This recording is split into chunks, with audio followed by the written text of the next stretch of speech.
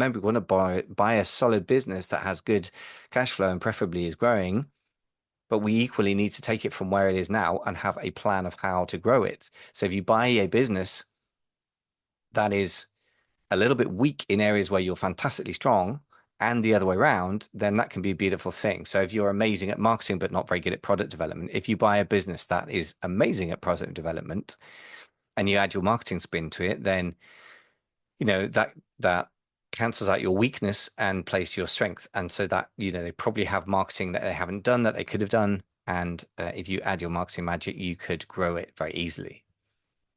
Having said that, though, caveat, product development specifically is something that's very dependent on the owner manager normally. And if the owner's going to leave, you need somebody who's amazing at product development there.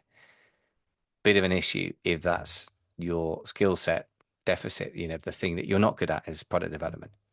But you get the idea. So we need to really think through what skills you bring, experience as well. If you have no experience of running a Shopify site, I don't necessarily think that you should buy a Shopify site unless you're going to have somebody guide you very closely on how to run it. And or even better, in my opinion, because I don't like to get too hands-on if I can avoid it, have a general manager who's there, possibly an operations manager if it's a slightly bigger business. He runs things day to day and promote them to be the general manager and let them run the direct to consumer site. And then I would come in personally. What am I good at? I don't know direct to consumer very well. I've done tiny bits of work on them for clients, but I've never owned one. What do I know? Amazon. So what I would do in that situation, I might come in and say, all right, I'm going to build an Amazon wing to this D2C business.